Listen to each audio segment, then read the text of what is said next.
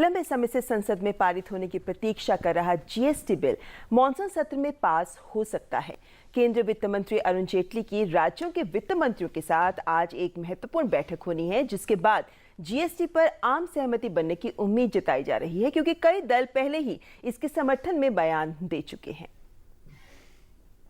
आजादी के बाद सबसे बड़ा आर्थिक सुधार माने जा रहे वस्तु एवं सेवा कर यानी जीएसटी विधेयक पर सरकार की ओर से कई दलों के साथ हुई चर्चा और सहमति बनाने के प्रयास रंग लाते दिख रहे हैं। सरकार के मुताबिक वो इस मामले पर सर्वसम्मति बनाने की कोशिश कर रही है और उम्मीद है कि इसी सत्र में संसद से जीएसटी बिल चर्चा के बाद पास करा लिया जाएगा।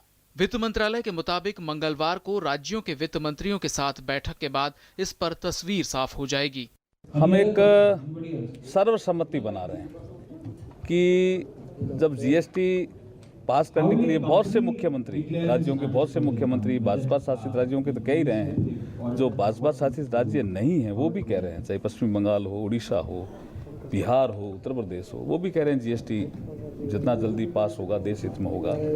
तो हम ये सर्वसम्मति बनाने का प्रयास कर रहे हैं और हम पूरा प्रयास कर रहे हैं कि इस मानसून सत्र में जीएसटी बिल को पास कराएं। कार्य मंत्रणा समिति ने बिल को इस हफ्ते राज्यसभा में पेश करने के लिए सूचीबद्ध किया है और इस पर चर्चा के लिए 5 घंटे का वक्त भी तय किया है। सरकार का कहना है कि बंगाल, बिहार, ओडिशा और यूपी जैसे गैर बीजेपी शासित राज्य भी जीएसटी के हक में हैं। बिल पर आम सहमति के लिए वित्त मंत्री अरुण जेटली और संसदीय कार्य मंत्री अनंत कुमार इस मामले में राज्यसभा में विपक्ष के नेता गुलाम नबी आजाद और उपनेता आनंद शर्मा से मुलाकात कर चुके हैं।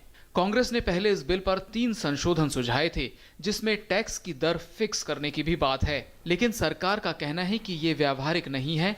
वहीं कांग्रेस का कहना है कि वो बिल पर चर्चा के लिए तैयार है।